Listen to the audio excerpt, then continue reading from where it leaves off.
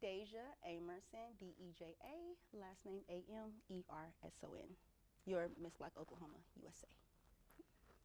Kayla Robinson, Kayla, Kayla Robinson, Robin, your Miss Black Oklahoma, USA 2025. Okay.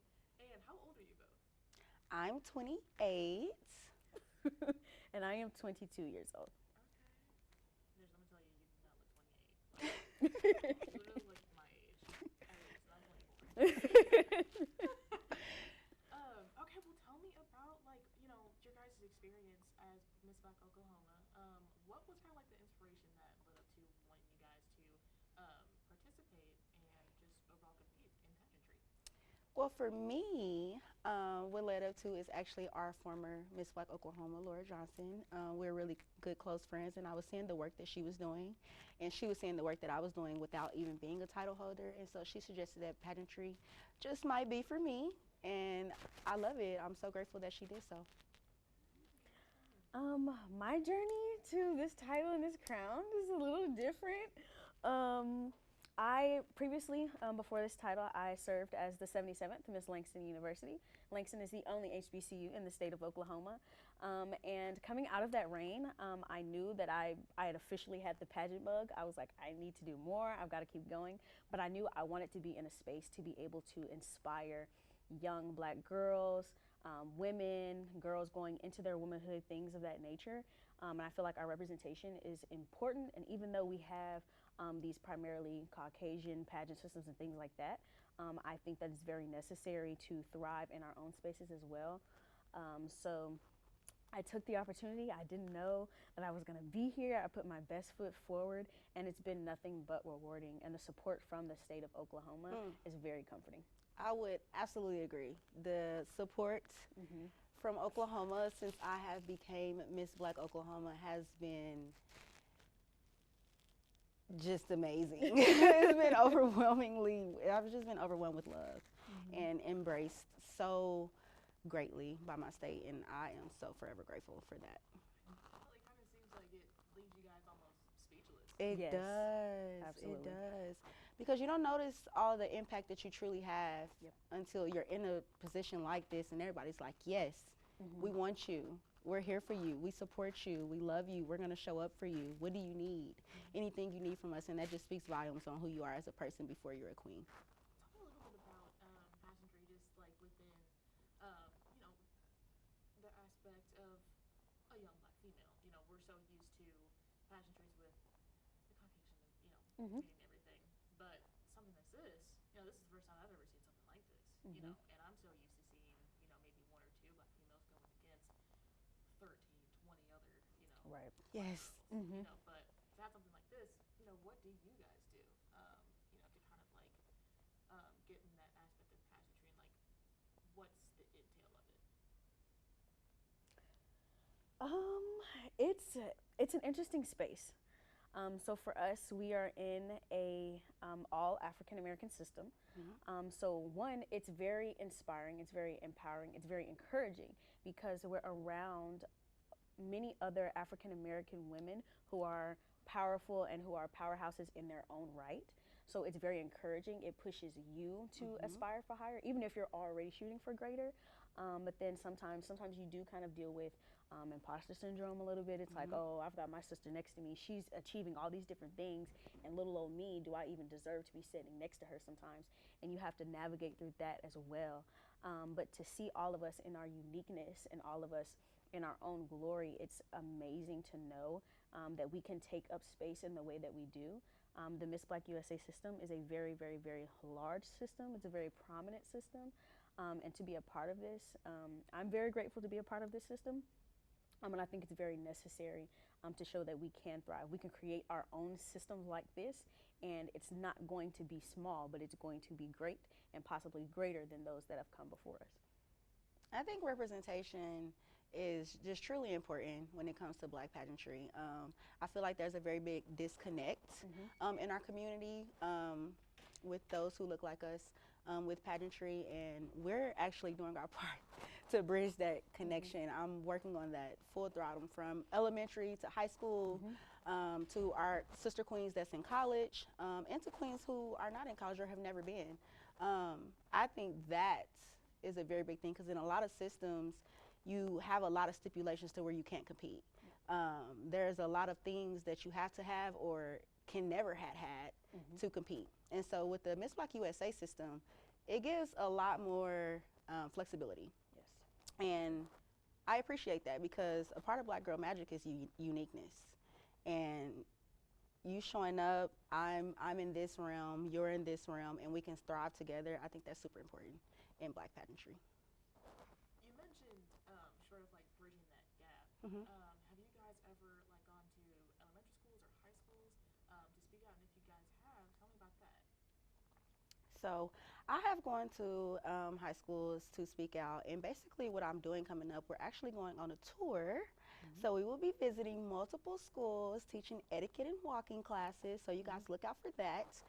We will be dropping on our social medias, and I think that's super important because with me, I'm from the east side of Oklahoma City. I actually graduated from Douglas High School, which is the oldest Black high school in this whole entire state of Oklahoma. And I never seen a queen like me. I didn't have that tangible, so I made sure to become her. And so with that, I love the energy that I get from the little brown girls when they see me. It's illuminating. They're just so excited, and it makes me feel like what I'm doing is definitely noticed and appreciated. And that's something that's going to stick with them forever. I remember my first time seeing a queen, and she wasn't even near me.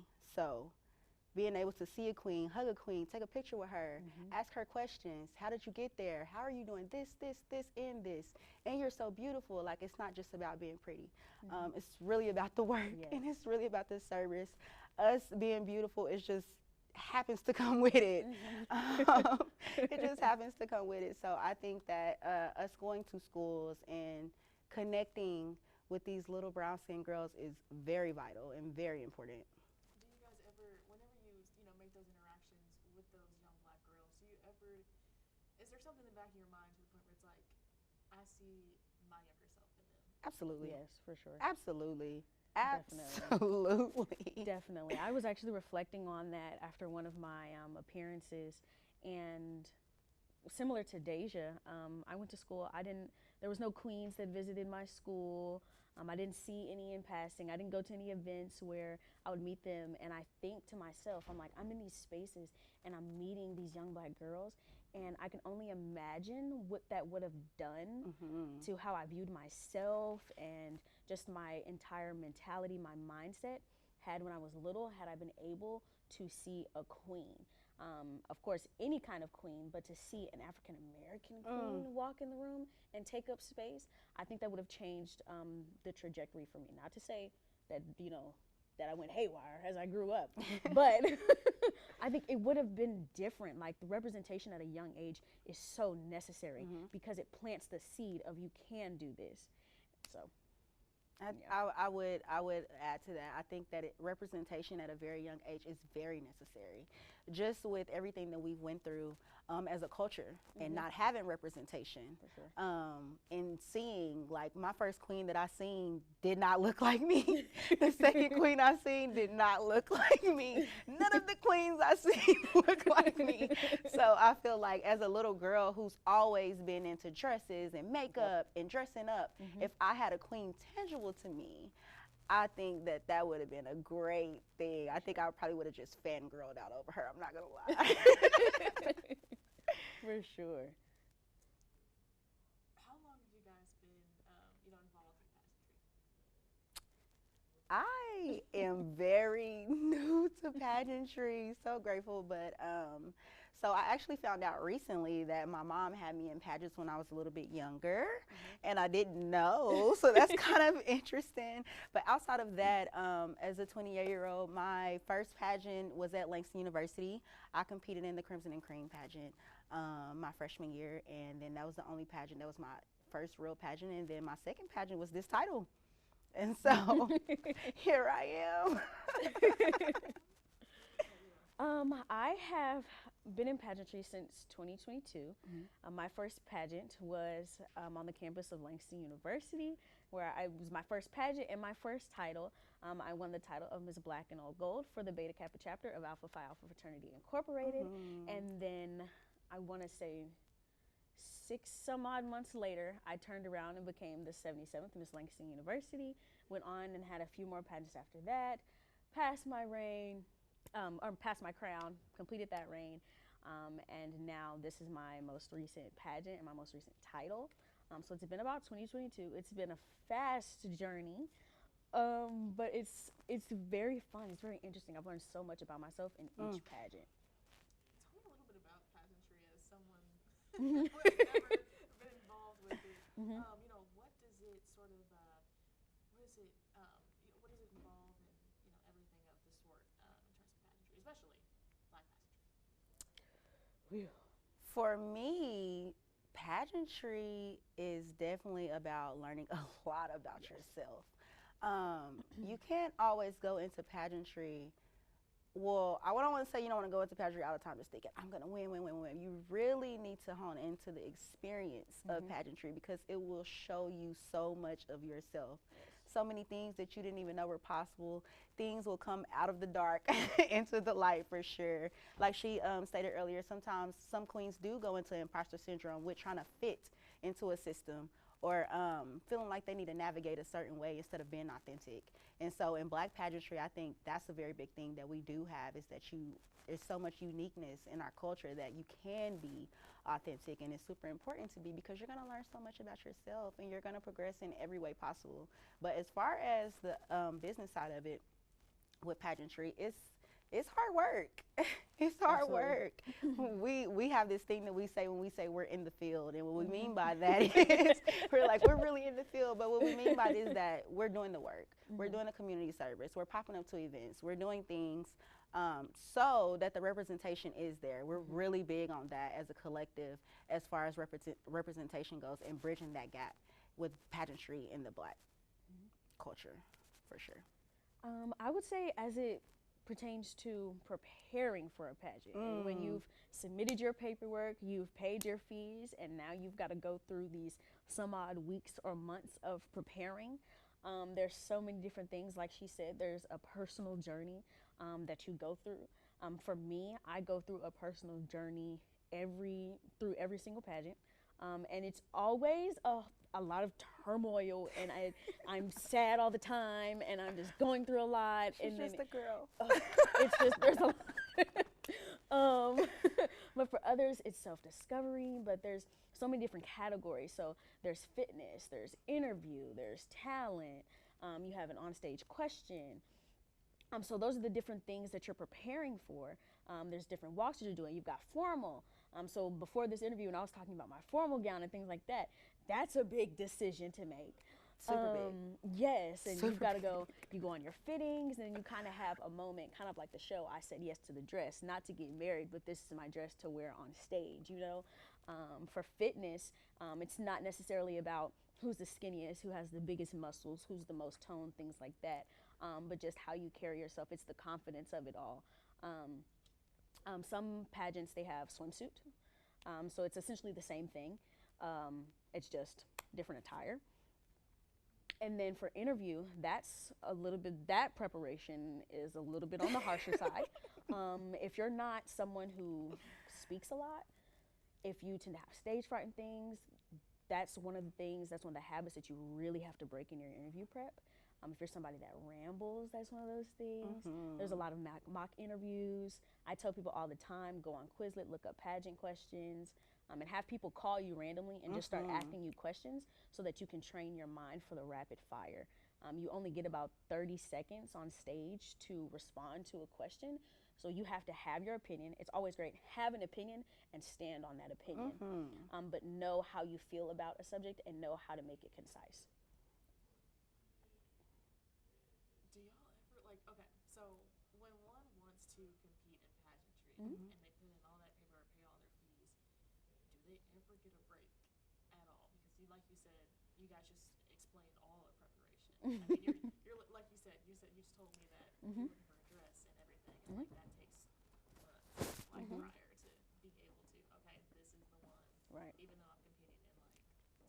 Right. I would say, depending on your Yeah. work ethic, It really you can depends. take a break if you Mhm. like. However, if you want to win, Mhm. I would be mindful of mind, body, and spirit. Yes. Always. I would definitely be mindful of mind, body, and spirit. However, preparation is preparation. Absolutely. It's hard work. And so you just have to be prepared to do that. I feel like once you decide and make the decision, okay, I'm doing this, you're doing it. In pageantry, once you decide, it's decided until it's not decided. And then that decision is out of your hands.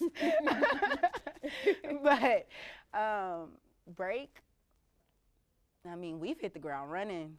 We have, and even in the preparation process, it honestly depends, and it depends on how much time you have Mhm. in between from the time that you choose to sign up for it to when pageant day is actually happening. Mhm. So if you only have a couple of weeks or a few weeks, let's say 6 to 8, something like that, it would be wise to stay on it and keep a good schedule. Now, like us, we've had months in between our between being crowned and then nationals, so we have a little bit more space there. But it truly just depends. Um, we also have to factor in life happens as well. Mhm. For me, my nationals prep has been a little bit different. For me, it's kind of put me, I'll speak for me personally, I've kind of been at a halt a little bit. My grandfather actually passed away in December, but had been dealing with everything since November. And so when life hits and when you're someone, I'm preparing for a national stage, but life hits on the back end, that can change the trajectory of everything. And so that's one of the things you also have to consider as well. Pageantry for me has become a safe space. So whenever I am going through something, whether it's turmoil, grief, heartbreak, whatever it is, pageantry has become that safe space of I can forget about it and focus on this, and it's become safe. As you guys have been a part of pageantry for well over a year now, Mm-hmm. tell me a little bit about you guys' accomplishments. Just going through. Well, I think that one of my biggest accomplishments would be your official title holder of the state. Right. Right. That was what the work was for. So it's very rewarding to understand and see, like, okay, this is what hard work does. Also, the resilience, the resilience of the work, and just being resilient because, as she stated, life happens. But when you're working on something and you're working towards something, sometimes you got to brush it off and you still got to get the job done. And so for me, that's just a big thing. And the biggest accomplishment was me understanding how resilient I am throughout this process. I mean, I had an idea, but this is a whole different world. Right. It's a whole different world of emotions. And honestly, with us being women and being emotional creatures, it's sometimes hard to navigate that. Like, not understanding, like, oh, okay, this is just a day. Oh, okay, this is just a moment. Right. Instead of like feeling like the whole world is crashing down and it's gonna keep happening like this, it's like, no, I'm just overwhelmed, or no, I'm just overstimulated. But also understanding those different emotions. So I think for me, the biggest accomplishment would be understanding now how resilient I am, and then now you're Miss Black Oklahoma USA 2025. My biggest accomplishments, looking back at all of my reigns, one of the biggest ones that I still, oh my gosh, it's amazing to me. When I served as the 77th Miss Langston University, one of my main goals, my tangible goals for the campus of the university, was to restore the counseling department and to finally get a physical counselor on campus. And I was crowned in April. By July, I was introducing our new counselor to the freshman class, to the incoming freshman class. And that was monumental for me. And that was my senior year. So throughout my senior year, I got to witness the amount of people on my campus who needed that. I witnessed a line coming from our counselor's door of it's backed up because they're waiting to book appointments with her. I'm getting messages talking about we needed this. I'm so glad you pushed for this. And it was constant confirmation. And even now in this position, going back to my campus as Miss Black Oklahoma USA 2025 and hearing the stories and seeing how she's active, the counseling department is booming, and it just confirms that what I believed my campus needed is what they needed, and it's still standing and it's thriving. And as a result, the students on campus are thriving. My platform is called the Journey to Chain Breaking, which helps to bridge the gap between mental and emotional wellness. And I when I was younger, I went through my own story and my own testimony, and counseling saved my life. And so when I got to Langston University, I said I knew that I had a mission of telling people about counseling and helping people navigate what they didn't know how to navigate. And I felt like I accomplished my mission when I was able to see people lined up at the counselor's door waiting to book appointments. Our counselor, at a certain point, she couldn't even come out for lunch. She was taking in person, virtual, in person, virtual, in person, virtual, all day, every day. And it's needed and it's necessary. So now I am still so very proud of that accomplishment. And even in this title now, I would say my greatest accomplishment, I would echo and say it's the resilience. I've had some reigns that weren't easy, that weren't pleasant, but they were rewarding in the end. But the fact that I can stand here and that I survived all that I've gone through, I've survived all the personal things that I've gone through, and that I stand here greater than I was when I went in, I feel truly blessed and grateful for that. Hearing both of you guys' backstories, did you guys ever have any doubts in the back of your mind going through, um, just going through your overall road? Absolutely. Absolutely. I doubted myself. I went through imposter syndrome. I would stand next to my sister queens in pageant week, and various pageants that I've competed in, and imposter syndrome would hit hard. And I would be like, do I deserve to stand next to this person? She's doing all this. She does all this already. What about little old me? Like, what about what I'm doing? And I forgot the strength in who I was. I forgot the powerhouse that I was in my own right. And you're competitive. When you're competitive, you're competitive. But sometimes being competitive is not competitive. It's comparison, and comparison is the thief of joy. And you have to maintain joy in pageantry. You have to maintain joy in pageantry. When the competition is done, you've got to know that you've put it all out there, and that you are still, that the pageant didn't take away from who you are, and that you showed up, and that the pageant still needed you regardless of who won and who was crowned. I say this now, I've kind of not coined it as a phrase, but I do say it now. The definition of pageantry is you.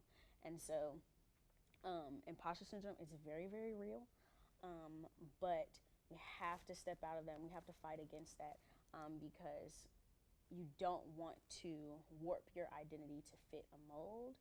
You don't want to warp it to look good next to somebody, to look good up under a crown, under a sash, in a suit, in a dress, none of that. For me, having any doubts throughout this, honestly, no.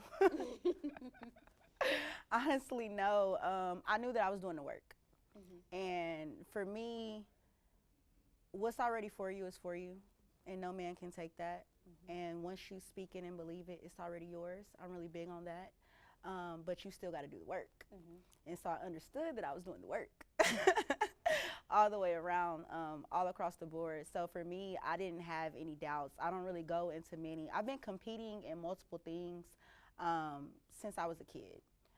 Sports, I'm a professional dancer right now and choreographer, amongst many other things. So with that, I've always been able to go into competition like, I got this. Mm-hmm. This is mine. But also, like, my family plays a very big part in that. My mom's literally a person that's like, you can do whatever you want. Mm-hmm. I don't care. I'm gonna do whatever I want. You can do it. Like, and so that has showed me a lot of like, oh well, like I'm here now. I'm here. I'm ready to show up and show out, and I'm gonna leave it on the floor. With me being a dancer, I actually danced at Langston University as a Golden Feline. So like, even with that, being a majorette, you have to show up and show out. Mm-hmm. You have to. You have to leave it on the floor. And so I've been trained in the previous things that I've done to do so, is to show up and execute. And so after you execute, that's all I have. So all of the doubts, and I feel like doubt creates fear.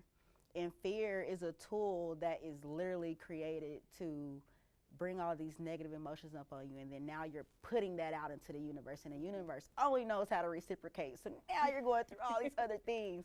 And so as soon as I have a doubtful thought in my mind, I affirm myself. Girl, you're tripping. You got this. You're amazing. You're great. You're beautiful. You're talented. You're supported. You're loved. You know what I mean? And I work with that on my daughter. I'm a mother. So, and I have a little girl that is looking up to me. And so I realize, like, that's a big thing. Soon as doubt comes, fear comes, and then all these other negative things comes. So for me, I just try not to even focus on that, and I focus on the situation at hand, which is executing. So, yeah. And Asia, as a choreographer, and Kayla, you're a nurse, correct? Mhm. Okay. Okay. Two parallels. Two completely different parallels. I want to ask, do y'all think, did you guys ever think that you guys would be where you are today? I did not know I was a pageant girly. Me neither. Like, I just really did not. Like, I've always known that I'm gonna be far. I'm gonna be legendary, especially in the state of Oklahoma. But not just the state, global. I've always known that. Like, as a little girl, I've already seen my life and planned it out. So it's just, honestly, sometimes when you see your life and you plan it out and you see that, you know, your most high self, you don't know how you're gonna get there. You don't know how you're gonna get there. So did I see this coming? No. Did I see pageantry coming? Absolutely not. But did I know that I'm gonna be a very legendary person and a very monumental being? Absolutely. I've always known that. It's just in me and not on me. So absolutely. Definitely. I didn't know that this, even up to this very particular moment, that this would be happening. I am a former athlete. I did a bunch of different sports, cheerleading, soccer, all the different things. The most success in track and field. And the closest I got to pageantry was watching Toddlers and Tiaras. So I never thought that I would actually be a participant and a contestant in a pageant. My very first pageant, I was told to do it, and I was just like, well, okay. And I didn't know. Same. And I didn't know that I would actually enjoy it and I would grow to enjoy the process. Of course, echoing Deja, like I always knew that I would be successful and that I would achieve great things. But I didn't know what the great things would look like. And I didn't know that as I got older that I would slowly begin to create my own history and to contribute to the history around me. I didn't know that. And now I'm in a very grateful and blessed space because anything can happen. My life could have gone any way. And I'm so grateful that I'm in this space, that I have the support that I have, both from the state, from my family, from my friends, and everything. And they are what holds me up. They are my backbone. When I can't stand, my support system holds me up. What are those things that you hear, whether it's, you know, you guys go to Langston to go visit, go to the schools, or even like just come across those that were formerly crowned? What are those things that you hear that really stick out to you guys? So there's something that I've heard throughout many of my reigns.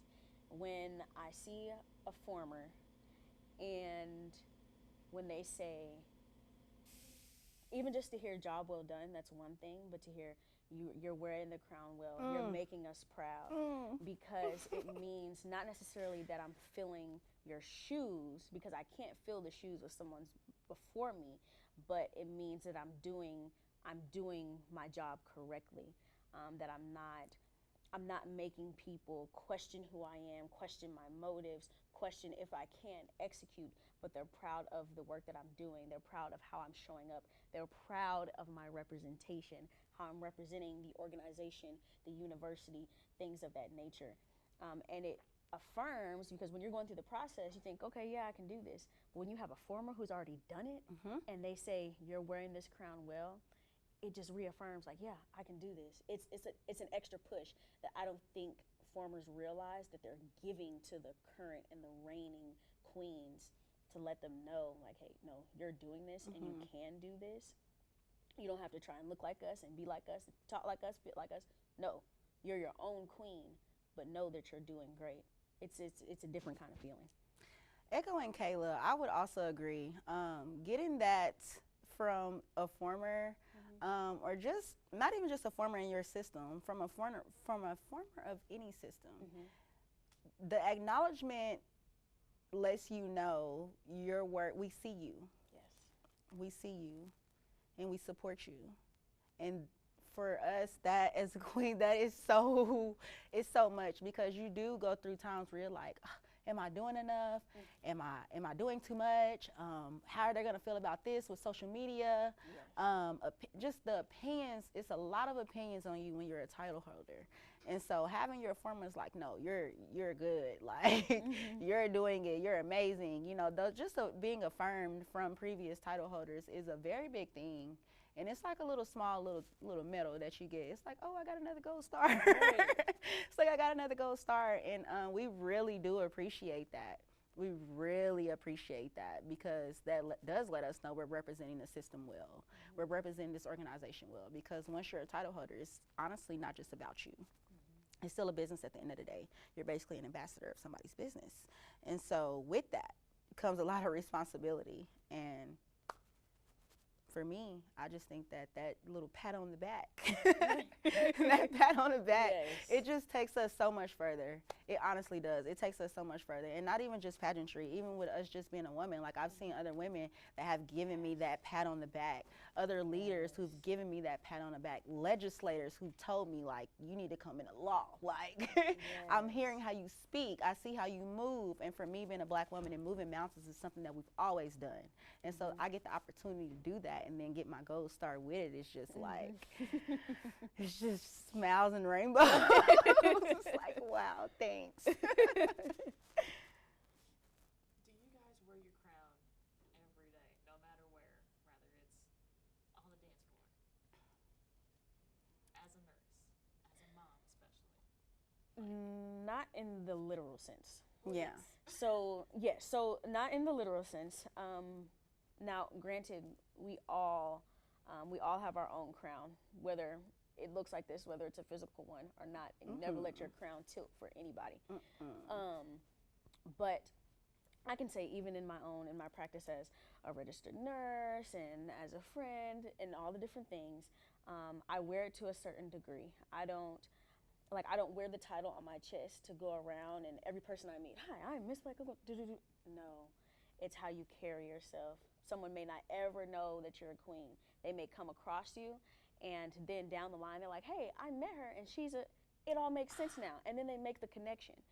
It's how you carry yourself. So do I wear the crown? Yes, most of the time, not in the literal sense. It's how I carry myself. It's how I speak to people. It's how I treat people. It's the work that I do, whether I'm in crown and sash or not. It's my advocacy, whether I'm in crown and sash or not.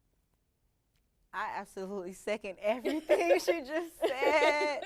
I second it all, because I was born with the crown, and my family have made sure that I know that. And with me being a mom, I think it's super important that I'm always in crown. Even with my daughter going into pageantry now, like, even with her being in school, like school events, she's like, you're showing up in crown and sash. Like, she's met my daughter. She actually just did a recent pageant, and she was like, you're coming in crown and sash. Like, so for that, events-wise, yes, we're absolutely always in crown and sash. Community service, crown and sash. Anywhere we can be where that representation is going to make sense and it's going to be acknowledged and things like, honestly, even if it's not acknowledged, it's an acknowledgement for us in the system that we promote. But the literal crown, as much as we can. We're in crown and sash as much as we can. But outside of that, internally, the crown is always there. Always there. Always there. It's never leaving. But that just comes with knowing who you are. And what comes with knowing who you are is knowing where you come from. And we've always been royal. So. Always. For sure, always wearing the crown. Never let that crown tilt. When somebody tries to knock that crown off your head, you pull on the support system that you have. Exactly. And if you don't have a support system, you reach out. The crown is meant to stay, and it's meant to stay balanced. Absolutely. Because it might tilt a little bit. You know. But you better straighten it up. Yeah.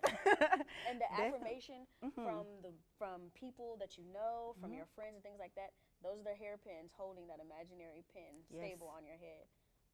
Yes, I don't think neither one of us have pins in today, which is crazy. No. We usually got to pin our crowns. They're completely sometimes. stable right now. Yes, they are. That's just our support from each other right now. Right. Deja,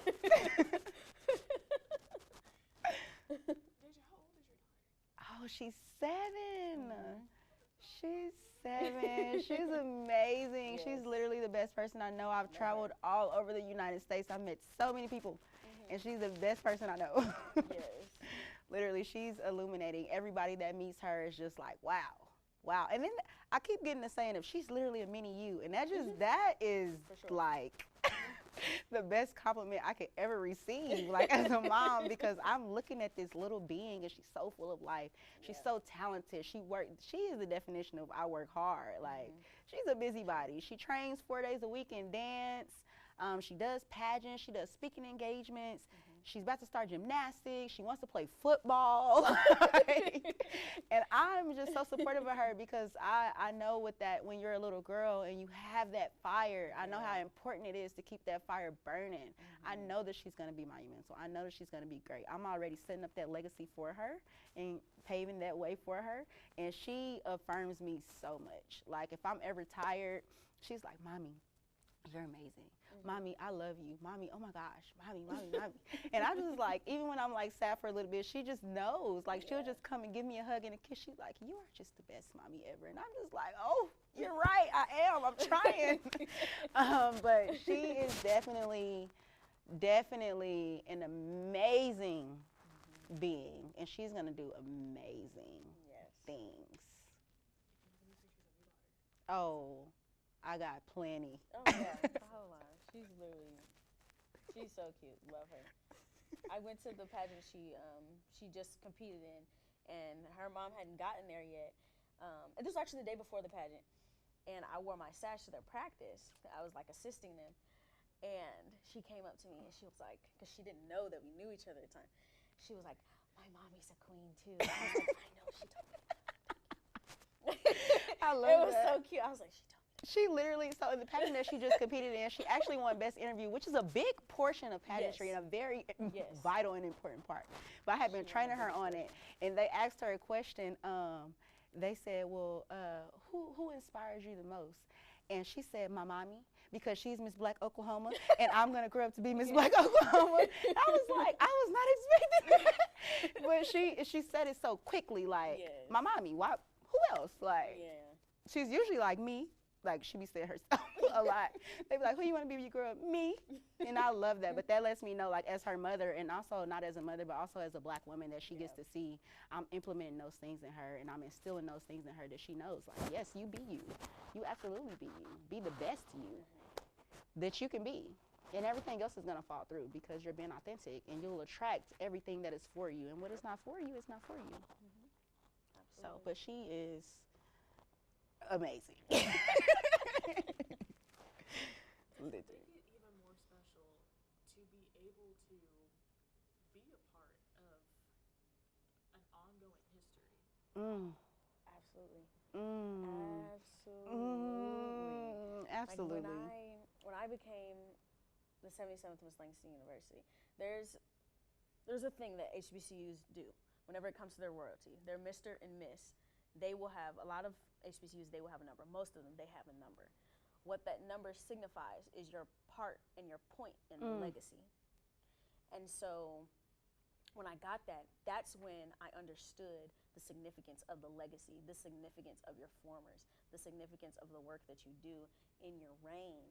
And then even now in this new position, meeting our formers, we're still discovering formers. And it's amazing because it's like, wow, like we're just at this point in history, but there's so much that's gonna come after us. There's gonna be 20 queens after us that are probably gonna hear about us at some point and look like, wow, it's amazing to be a part of the journey and to be a part of history. It may feel small, but it is so monumental. We are the continuation of the system. I think for me, being a part of ongoing history is just so fulfilling. Even as my preliminary title, my local title is your Miss Black 13 USA, I was representing all 13 historic Black towns in Oklahoma. And I created that title because I feel like we need another voice. They need advocacy. You know what I mean? And I was willing to do that full throttle. I grew up in some of these black towns. I spent a lot of time. I'm a country girl. So I spent a lot of time in some of these black towns. And for me to know that Oklahoma has so much history in that, and out of all 50 states in America, we have the most black towns, and they're still active. We have towns that were a town before Oklahoma was even a state, and they're still active.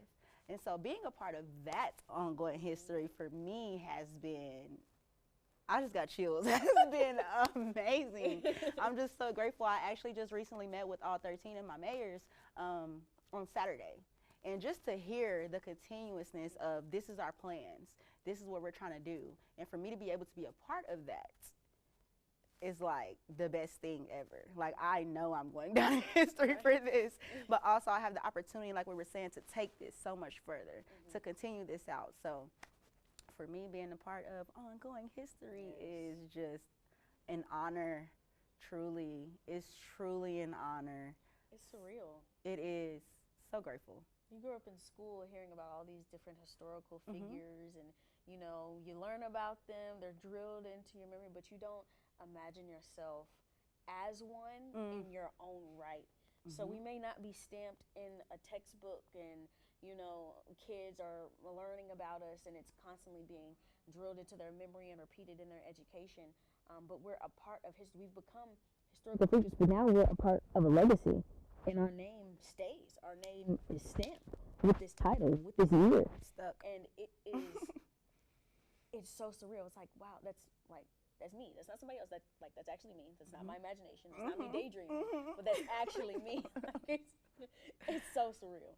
I would second that. I don't think when you're growing up and you're reading about historical figures, you don't, it doesn't come across your mind like, oh my gosh, I'm going to be a historical figure one day. But like, oh my gosh, we are a historical figure now. And it's literally like a fangirl moment over yourself. Yes. And so like we're a part of history. We're a part of Black history now. Black history is history. We're a part of history now. We're a part of Oklahoma history. She's a part of Texas history now too. Yes. So like we have all these different fields that we've stepped into now where we are now historical figures. And so I think that's super important. Yes. Shout out to you. Hey, shout out to you. I want to ask you out of curiosity, what's the difference between Miss Black Oklahoma, or MS, and then Miss Black Oklahoma? So it's all a matter of age category. So our particular system, Miss Black Oklahoma, I am in the age 18 to 27 years old category, and her category is 28 years old to 45. Other states, they also have a teen. I don't remember what age the teen starts at. I want to say it's I think it's 13 or 18. to like 17, 18, Yeah, depends on the it's state. 13 to 17 because you go into the MISS system Yes, at 18. at 18. And then some systems have a little miss Yes. they too, do have a which I little think is miss. so cute. Yes. So some states have a little miss. And so, yeah. But that's essentially our distinction. But we work together. We work separately as well. But for the most part, we show up together. Yeah. You For see sure. her, you're gonna see me. Yeah, you see me, you're her. gonna see her. Yep. And if we're not together, it's probably because I'm working. Or, yeah, no, it's probably because she's working. That's it. But or I have another engagement because I do so many other things as an entrepreneur. So. Or I have another engagement, but we're like, okay, you're gonna go represent the system. Okay, you're gonna go represent us. Like, we're very much like, go represent us well, and we trust each other to do so, which is a very big thing. I trust her, and she trusts me. Yes. So, For sure. absolutely, that's really the only distinction is just the age category for sure. Competing in pageantry, like, do you guys only travel within the state, or do y'all go out of state? We're free to travel wherever we like to, especially here in Oklahoma. Of course, we do a lot of our service within the state of Oklahoma and like our immediate area. But if we're invited somewhere out of state, we can go. That's pretty much simple. Like in September, I did New York Fashion Week, and I was there in Crown and Sash. Yeah. Yeah. Yeah, so I model as well. So I modeled in New York Fashion Week, but I had spoke to some people, and then I was there the day before for the concert in Crown and Sash, and so VIP access everything. And I actually met another Miss Black USA System Queen out there, and that was amazing. So it was just like it's not just in state, especially when we go to nationals. Nationals is in DC. Nationals is in DC, so we will be very much out of state representing Oklahoma and representing very well. Very, very well. Very well. Let me ask you guys this. What number are you guys in terms of MS and MISS? We are still actually looking at that history because our system, we began and then we had some downtime, and there was essentially the downtime just kind of messed up a lot of things. So even to this day, we're still digging through the history to find out where we actually fall in the number. Because I personally want to know, I'm like, how many came before us? And who are they? Yes, who are they? I want to know. I want to meet, and I want to meet all of them. I love meeting I fangirl over my formers. I love to meet them. Like, oh my gosh, I love meeting them. So we're still actively trying to find out where exactly we fall. So if you are a former, please let us know. Yes. If you are a former, please let us know. Please reach out to us. But that goes back into us stating the disconnect in pageantry in our community, because if there was no disconnect, this wouldn't even be questioned. You know what I mean? There would be some type of book because there's some type of thing that we're signing. Our bios are in this, and that's also something that I'm actually working on for the system this year, because I think it's super important to know who comes before you. Even outside of pageantry, knowing where you come from, you can get ahead a lot quicker. You can get that resource. You have that tangible to you. And it's very important. So no, we do not know, but we're trying to figure it out for sure. With you guys competing in pageantry, especially as Miss Black Oklahoma, MS and MISS,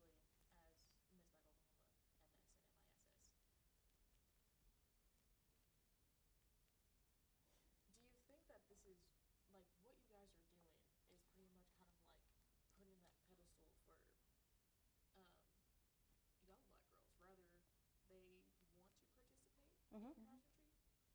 for young black girls, whether they want to participate in pageantry or not? Because everything that you do, it's inspiring. I mean, it's inspiring to me personally. I'm just like, oh my gosh. Do you think that it's really like kind of putting a pedestal for not only young black women, but as well as black women that come way after us? I definitely feel like we're setting a standard. For sure. For sure. Especially us two together. I definitely feel like we're setting a standard. And I think that many queens before us have set standards. I think that the queens in the other states are setting standards. Again, with that disconnect, you have to have some type of foundation that people now see. Oh, okay, this is what they do. This is what it is. I can be a part of that, or I can do that. I do this, you know what I mean? But knowing like, okay, but if I do that, I now have to do this, or I need to be mindful of this in X, Y, and Z. So I definitely feel like a standard is being set, has been set, and will be set. Yeah, definitely. I have to echo you. Like we set the standard, and I don't want to call us the blueprint, but it's the standard of something to, I don't even want to say look up to, but it's a different way of looking at yourself. It's a different way of looking at each other. And of course, we, in some occasions, we've got to be, prim and proper and put together and head to toe and, all the different things. But because of the personal journey that you go on, it's a refining period through your pageantry time of leading up to the pageant, and then during your reign, you're going through a lot of refining as a woman. Yes. You're making a lot of networking connections. If you're meeting your formers, you're connecting with a lot of older women who have a lot of wisdom. Regardless, you're connecting to a lot of wisdom and a lot of experience. When I say you are refined, you are refined. For sure. And it changes the game. So I don't want it to sound like it's a pedestal for like an unachievable pedestal or like a negative pedestal. Very but it's much just tangible. something to be, no, I wanna carry myself like that. I wanna present myself like that. I wanna be perceived in this way. And of course, in this day and age, in the world that we live in, to be a black woman of any stature, of any shade, that's already an automatic preconceived notion. So then to carry yourself in a way that is respectable, in a way where you have, etiquette, manners, all of different things, it changes the game. It completely changes the game. And I think it's a great model for young ladies, young girls, and young women to see and to aspire to achieve. I would second that, Sister Queen. Absolutely, I would second that. It's definitely all of that. For sure. That was so great. Yes, absolutely. I don't think that is something that is, when we say we're setting the standard, I don't think it's something that we're trying to say, oh, this is not attainable.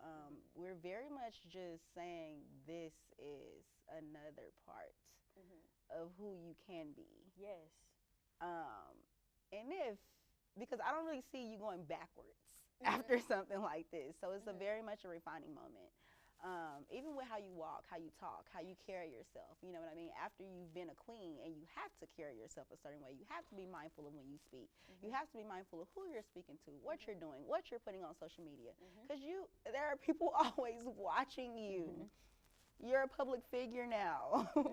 So just being mindful, even when you're no longer in that title space, you're now still mindful. I still need to be mindful of how I'm speaking. I still need to present myself in a certain manner. I still need to do these things even though I'm no longer a title holder, because you're still a queen. And other people need to see that. Other black girls need to see that. A lot of girls that look like us don't get taught etiquette. They don't get taught etiquette, especially not where I'm from.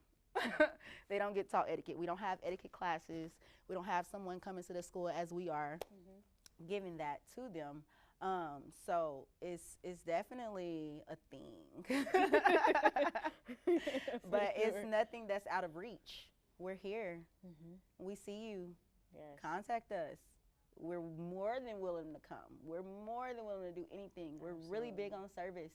Absolutely. And so for me, I guess for my sister Queen too, we just really truly believe that setting the standard is something that we're doing, but it is not nothing that we are putting out of reach for anybody. If there's a young black girl out there that's going to look at this story, what's some advice that you'd want to give them, rather they're looking into pageantry or not, or just wanting to look at not only you guys but as well as formers, and be able to say like, hey mom, I want to be like them. Okay, so I have actually experienced that in person with a little black girl saying, Mommy, I want to be her. Like, Mommy, I want to be like her. Like multiple times throughout my reign. And I've only had a short reign. And so my advice would be yourself. Walk in authenticity. Be you. We see you. You are here. We do not mind whatever you're into. Be into what you're into. Love what you do and do it full throttle. Do it full throttle. There are people who support you, even if it's not very much in your area. Expand. We're here. And I think that that's important because I didn't see queens and I didn't even think, oh, maybe I should go Google and email a queen and see if she can come. I didn't even think like that because it just wasn't tangible. But us showing up how we are, we're making sure that those little black girls that are watching this, you know that it is very much tangible. We are very much waiting to meet you. Yes. And honestly, love who you are. Love the skin you're in. Love the skin you're in. For a black girl, that's super important to love the skin you're in. Over time, we have been condemned for being in the skin we're in. Change your hair. Don't wear this. That's too this. That's too that. You're too loud. You're too. Be you. Be mindful. But be you. Definitely be you. I think that's my best advice, is to be you and love who you are, for sure. If I had some advice to give to a little girl who is pursuing pageantry or even just looking at us, the first thing I would say is, like I said earlier, The definition of pageantry is you. Mm. The definition of pageantry is not the system that you're competing in. The definition of pageantry is you. You are necessary for that system. You're necessary for that space, for that time, and for that moment. So I'm just gonna act like I'm speaking directly to them. You do not have to confine to what you see. Mm. The system is not looking for another whoever your former was. They're looking for you. So show up as your authentic self. Echoing Deja, love the skin you're in. Know who you are. And be firm in who you are. Stand on it. Be firm in your opinions, in your convictions, in your morals, and in your values. And regardless of how the pageant turns out, that's more admirable on the outside of a pageant and how you present yourself as a woman. Absolutely. Absolutely. Absolutely. Because it's important. It's very much important to be you and love you. Because if you don't love you, how can you expect? If you don't accept you, how can we accept you? If you don't love you, how can I even get to push you to do these things? There's nothing I can do if you don't do it first. There's nothing she can do if you don't do it first. There's nothing that the judges can do and or say to prepare you if you're not prepared yourself. It really starts within you. So biggest thing, be you and love you. How important is it, or vital is it, for anyone to know about Miss Black Oklahoma, whether it's with you two, or even formers, or even anyone that's going to be after you guys? Because like you said, there's that disconnection. Y'all don't know what number you guys are. You know, you told me that you're the 77th of Langston. And as for you, I think you told me. But, I mean, but just overall, I mean, you know, you look at like global pageants, and we know, what number Miss USA was. Yep. And we see that mass majority of them are white, and maybe a few of them are black. And I think 3 total. I did not know that. Definitely no more than 10. And they're one of the longest running systems. So, And then take a look at Miss America and that lineage. And that's over 100 years. which is 2 different systems, by the way. 2 completely different systems. The Miss America But system very and the Miss long-standing. USA system. 2 completely different Two systems. completely different systems. But they're both very, very, very long standing. Both- Very, very long standing. Both have not had many queens that look like us. But also, we have to consider that these systems weren't really created for us. So, even the queens that look like us that have competed in these systems, they have paved a way for things and so many of us, because now, even with us being in the Miss Black USA system, if we come out of this system, we know I still have a chance in the Miss America system. I still have a chance in the Miss USA system, which is a very big thing. So that's important for sure. Definitely. Is it is it important or vital for anyone to know about the history of Miss Black Yes. Oklahoma? Yes. Yes, We it did not answer absolutely that is. Yes. You know, we get to talking about a lot of things. So it is very necessary. It's very necessary. For queens to know about the history of the Miss Black Oklahoma USA system. Oklahoma is a very great state. Oklahoma has a lot of rich history. Black from history. beginning to end. And the reality is, a lot of Black history has originated here in Oklahoma. A lot of rodeo history has originated here. Yes. A lot of Native American history has originated here. Black history is world history. It is. So, for us to be a big part of Black history, it's monumental. We are representing a state that is rich. In Black history. Rich in Black history. It's as rich as the red soil that you see when you drive down the country road. Quite literally. Like, a lot of people in history all over the nation learns about Black Wall Street. Black Wall Street was here. Not only was We Black Wall represent Street here, but we had over 100 Black Wall Yes. Streets at one time. Going back to what I'm saying about the 13 Black towns, those were Black Wall Streets. And they're still here. They're still here. And so for us being able to represent in this state where the Black history is so rich, it is so very vital and important that you know that you have a Miss Black Oklahoma, a MS and a MISS. So you have two of us. So I think it's most important, honestly. I think it's most important. That would be my answer to that. To be an MS and an MISS of Black Oklahoma, what's that feeling that you? What's that feeling when you guys see Miss America and Miss USA and you see that there's very, very little representation of the Black community between those two? It's interesting. It's an interesting feeling, and it's almost hard to put into words. So in a sense, I feel privileged to have a title where I'm representative of a state, and more specifically of our African American community. With those systems, those larger systems, those national systems, which is amazing. No discount to them at all.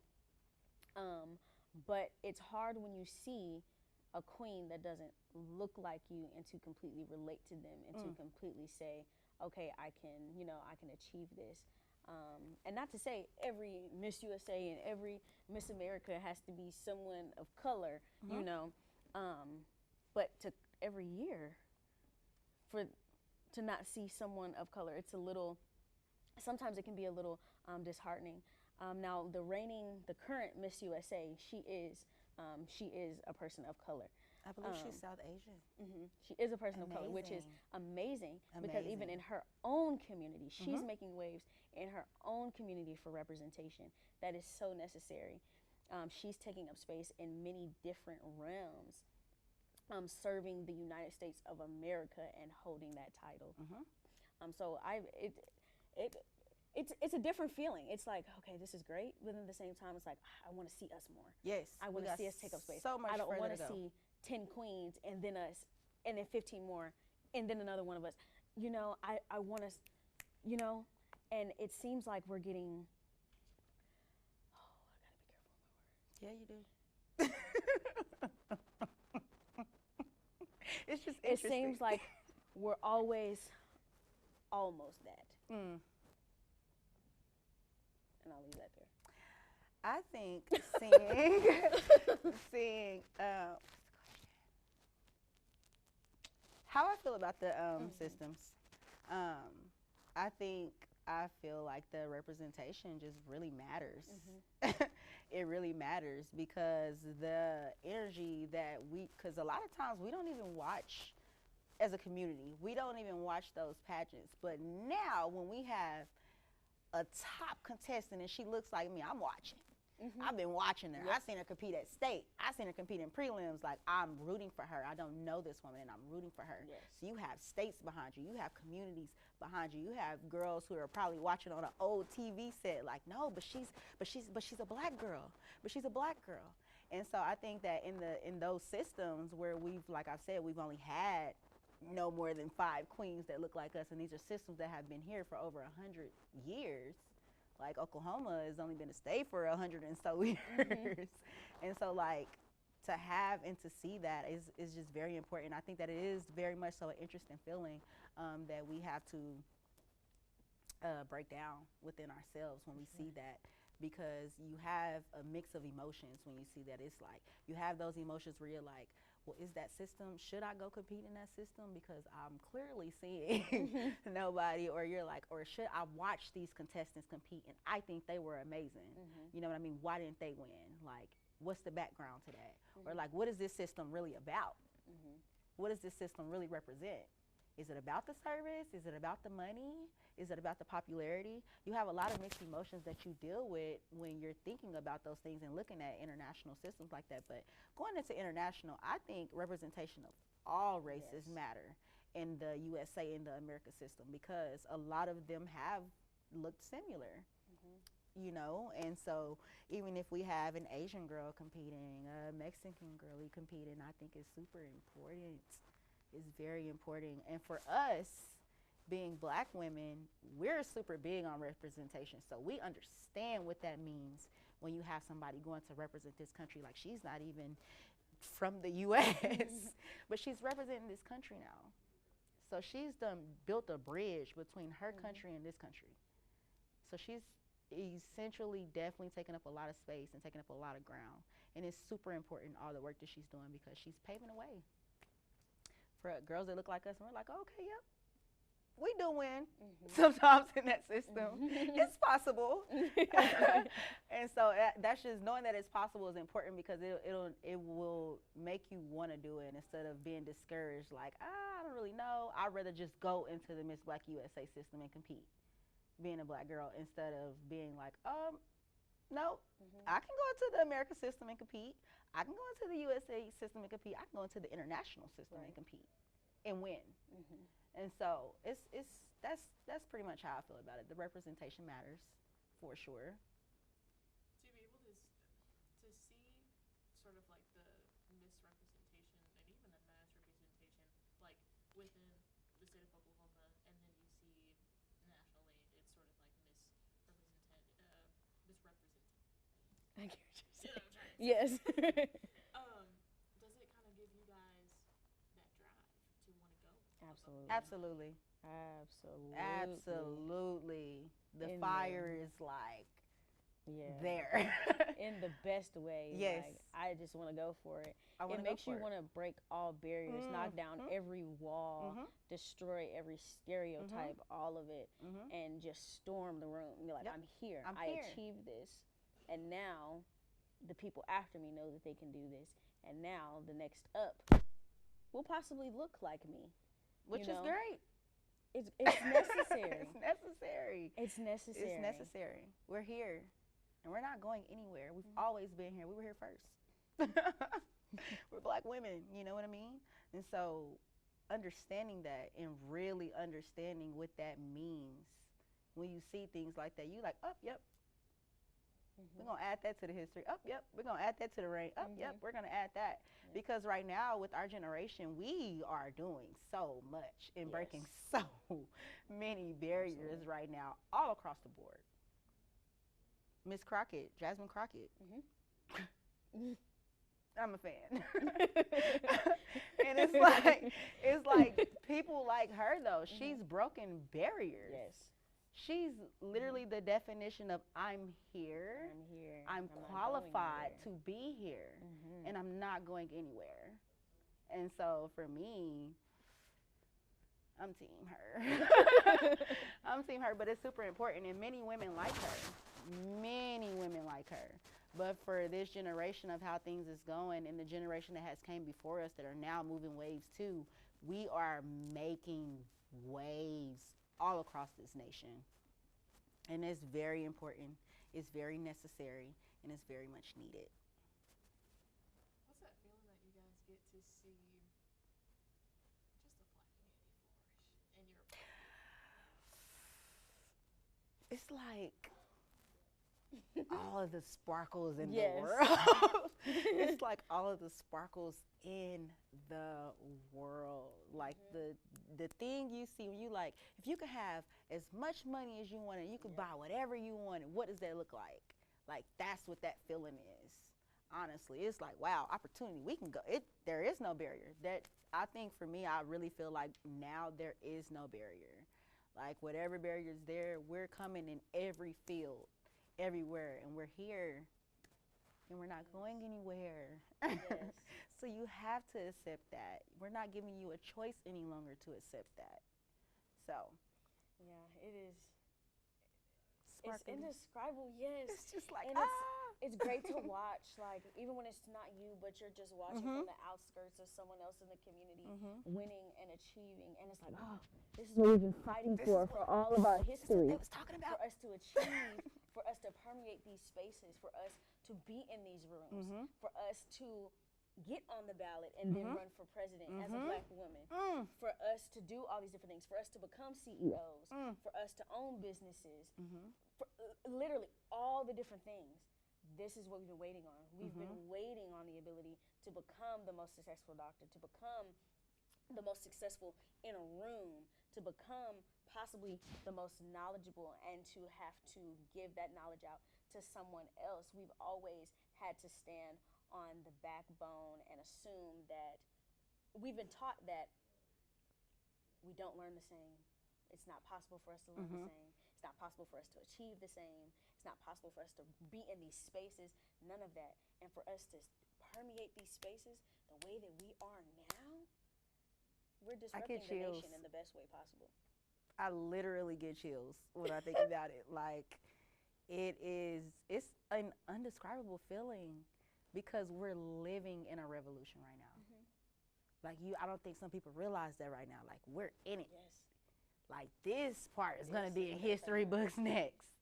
Like, these things are happening. We're in it right now. And a lot of people, like, when you were with Dr. Martin Luther King and, you know, and standing at that bus stop with Rosa or with Clara Luper and things like that, you don't realize you're in it. You're in it right now. And so for us understanding that we're in it, when we see it, we just like, it's like you just screaming inside, like, yes, please, what you need? I'm behind you, I'm behind you, I'm behind you. And I think that's super important. It's so important, but it is definitely an undescribable feeling. You just feel it. You just know, like, what the feeling is. And I think I can speak for all of us when I say, once you see it, all of the people that look like us, we just feel it. It's like an ancestral feeling at this point. We feel it. And it's because the people before us, they worked so hard. They worked so hard to the point where, like you said, where we couldn't even vote. Not even just being black, but even just being a woman. We couldn't even own our own bank account without having a husband. Now, you can have 10 bank accounts. And you don't even need You don't need anything. You just need you. And that's super important because women before you have paved that way. And you don't realize when you're in it how much you're really doing.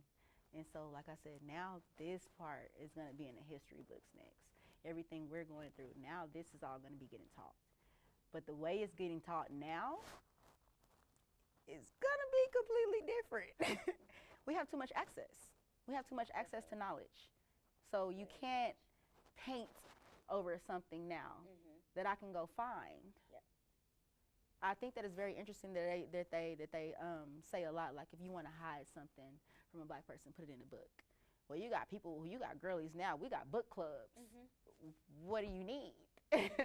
We got TikToks. I will run down the whole history for you. Google, a simple Google. All of these tools that are used now to push us forward. I just don't see us. It's a fire right now, and there's been a fire, but the flame is like burst out. And we're going, we're moving, we're advocating, we're thriving.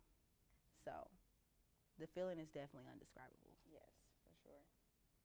Where can one find that information if they want to compete in pageantry? So you can find the information about any pageant system. Literally, like she said, it's literally a simple Google. You can look up Miss USA, Miss America. There's a whole bunch of different systems. Miss Black USA, Mrs. Worldwide. We do have Mrs. Competitions and pageant systems for married women, things of that nature. It's literally a simple Google. Now, for us specifically, you can go to our website. It is www.missblackoklahomausa.com. You'll find information about all of our reigning queens. You'll find information about our upcoming pageant, where we will crown our 2026 queens, which is June 22nd in Tulsa, Oklahoma. Out here. Yes. We will be here this year. Yes, and we will be crowning the 2026 queens, but Deja and I, we will still be operating in our titles up until the point that we finish our nationals competition. Which will be in August. Yes. So June, and then we're finished in August. But for any pageant system, you just Google them, and then you can even Google pageant systems. And there's so many. There's so many you've never been heard of. There's international ones. There's Miss Grand. Miss Grand is a very popular international system. That system specifically, they travel the world. They're They international. literally travel the world. That's what they do. When it comes to their big international pageant, they spend, I believe it's a month overseas, going to different countries. Which is and things of that amazing. nature. Yes. which is amazing. Mhm. But I would second that. I would say just honestly doing your research, just Googling and or having somebody that's tangible. Honestly, Instagram. You can DM the Yes. pages. Like you can look up Miss Oklahoma or Miss Black Oklahoma. More than likely, just with the how social media is going these days, you'll be able to find that resource.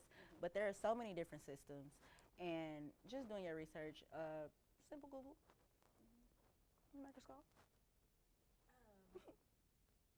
As you guys stated, that you guys pretty much never would have thought you guys would be here. Mm-hmm. Um, is there anything that you would like to say to the Miss Black Oklahoma organization? Thank you. Definitely thank you for having us. Yes. Thank you for having us. Thank you for allowing us to make this impact and be a part of history and be a part of Black history and Oklahoma history. Like, that's a super big thing. So we, especially myself, I'm forever grateful because this has opened up so many more doors for me for where I'm gonna go. Like we're just scratching the surface. And thanks to Miss Black Oklahoma USA system, we are able to scratch that surface. So grateful. Thank you. I would say again, thank you. Thank you for the opportunity to continue my pageantry journey. Thank you for the opportunity to continue to advance my university, the only HBCU in the state of Oklahoma. There's not too many states in the United States that only have one HBCU in their state.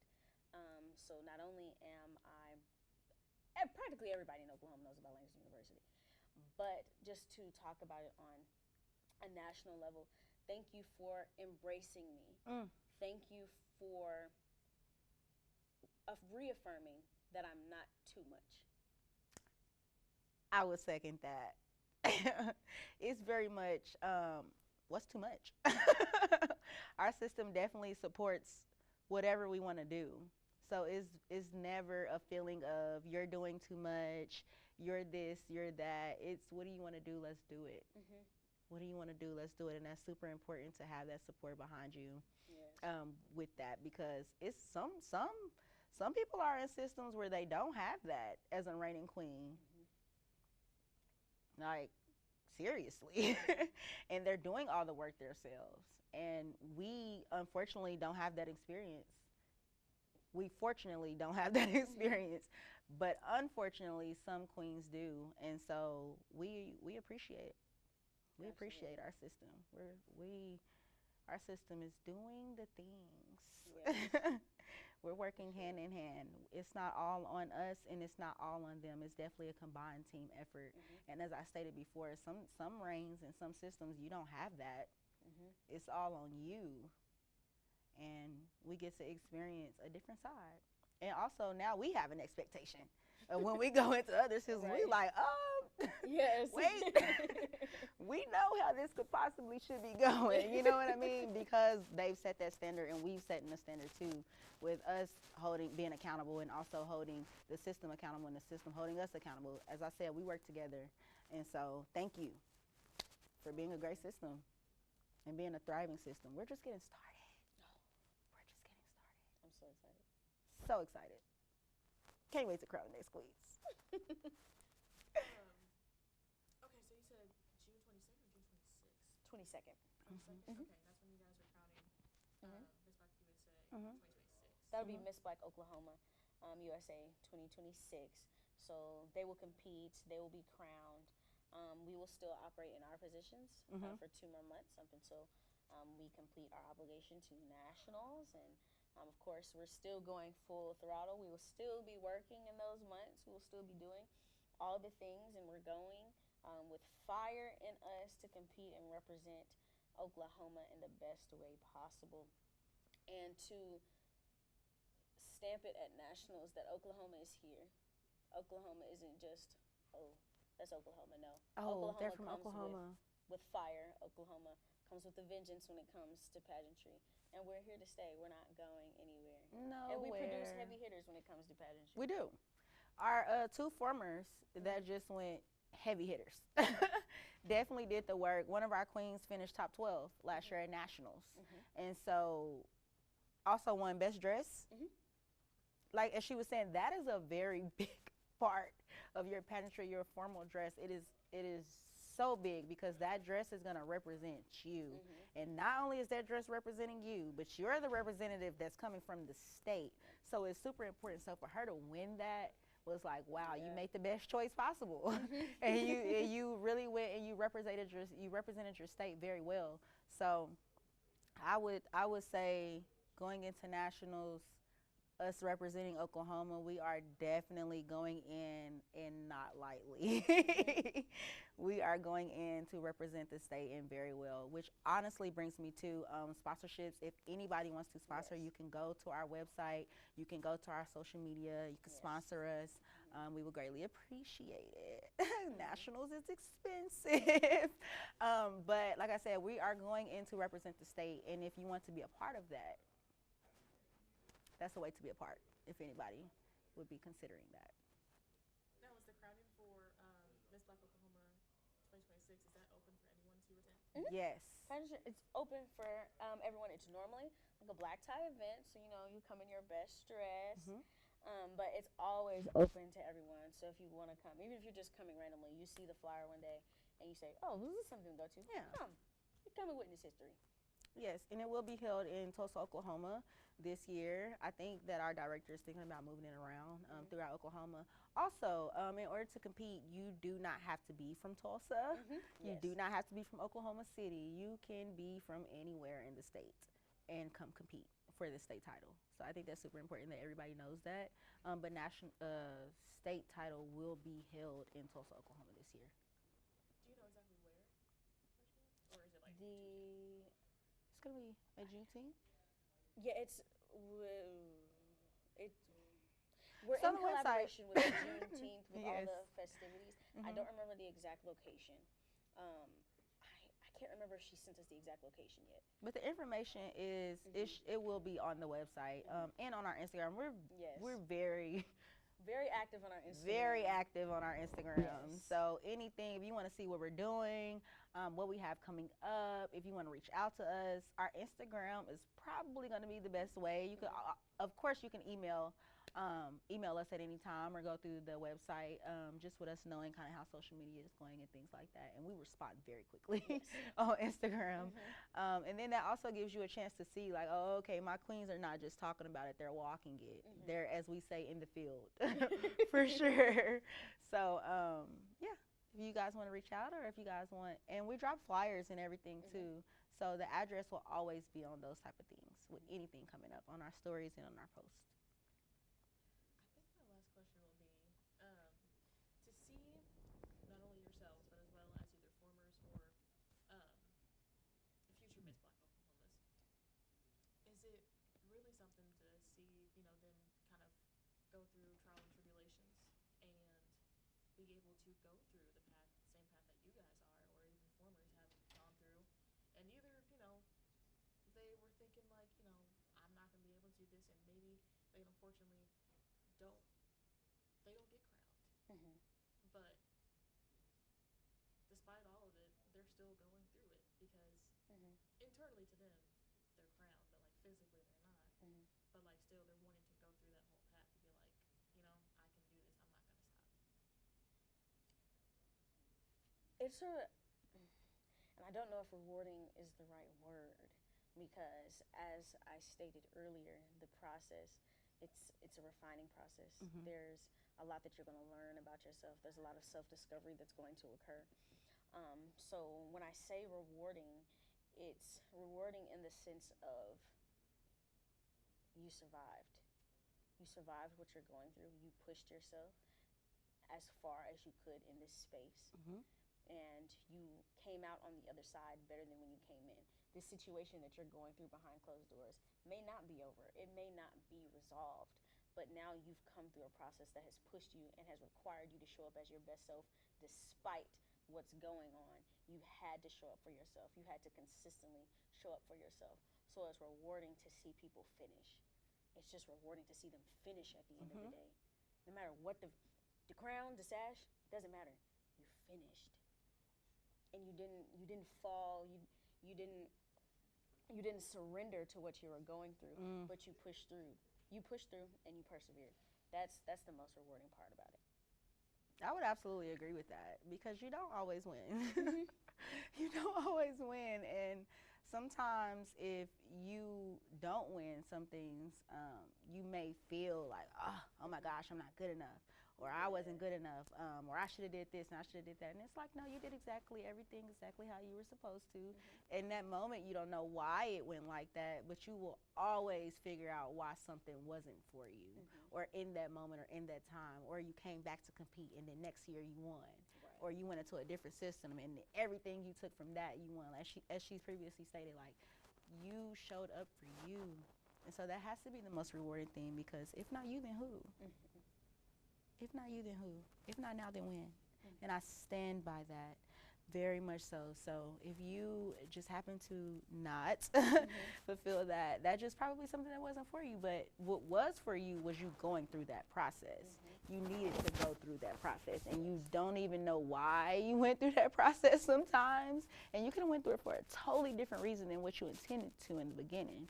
But you've probably now made connections that you wouldn't have made. You probably now stepped out of your comfort zone and done these things that you wouldn't have done. You probably showcased a talent that you haven't done since you were a child, but now you've fallen back in love with it. Yes. You know what I mean? So there's just so many other things that you get from doing that, other than just a crown and a sash, for sure. Honestly, I think that is all that I got for y'all. Is there anything else that y'all would like to share with me? Um, Rather it's highlighting your achievements, community impact, and even the significance of your representation in the What I would like to share is the significance of the pageantry for me, honestly, as I previously stated, would be my previous title, as your Miss Black 13 USA. That is something that is very important in Oklahoma. Just representing those towns, understanding that we have black towns here, fully ran and operated and established by people who look like us. That for me is a very, very vital thing that we know and understand and upkeep and revitalize and keep it going. So that those towns don't get lost, because that happens a lot when there's a large disconnect, and then now this land gets sold, and then now it's become a part of this when it was already its own thing with its own community. And so community is a very, very big thing to me. And especially like I said, with me growing up in some of these towns and not understanding when I'm a kid where I'm really setting ground on, where I'm really at, the history that's here, like travelers that came, excuse me, that set up in these towns from all over the nation. Here in Oklahoma, we have opportunity, you guys have opportunity to go and visit these towns. There are plenty of things happening in these towns right now that we in Oklahoma City and even Tulsa, like, we don't know about. Even out here in Tulsa, Black Wall Street was here, and it's very much revamped, but it's still here. And so going to visit these places, going to ask, what can I do? How can I help? What can we do? How can we help? Is very important. I think it's very important. And also doing your homework, doing your research, and understanding where you are and being proud of where you are. I know it's a lot of people that kind of grew up in Oklahoma and then they go in other spaces to be like, oh, I'm from so-and-so, and they're not saying Oklahoma. And for me, that is just like crazy. Like, do you know what's out here? Do you know where you're really from? It's amazing. It's nothing but opportunity out here too, as I truly believe it's nothing but opportunity, and that we should hone in on that opportunity and really figure out what we can do and do it. She's covered a lot. It is Black History Month, and so of course we're so very, very, very appreciative of the opportunity to sit and interview with you, and to just have the opportunity to be in this space, and to even be showcased on this kind of platform. With it being Black History Month, we are African American queens, and I know, and and I'm speaking directly to those watching. I know that it may seem like we're very prim and proper, that we've got everything put together, from head to toe and things like that. But at the end of the day, we're still human. We still go through life. We're not robots, but know that this is achievable, and know that a crown and a sash does not mean that you do not have space to learn about yourself, to evolve, to do self work, to engage in just evolving and growth and healing, that's attainable. Um, our representation is very necessary, but not just in a space of wearing a crown and a sash. Your representation is necessary in whatever realm that you delve in. So I just want to encourage those of you that are out there, that not only that even though you're looking at a crown and a sash, that whatever you do in whatever realm that you delve in, that you are necessary in that space. You're necessary in that room. You're not too much. You're not too small. You're not too big. You're not too loud. You're not too quiet. But you are necessary in the fullness of who you are. Absolutely. Absolutely.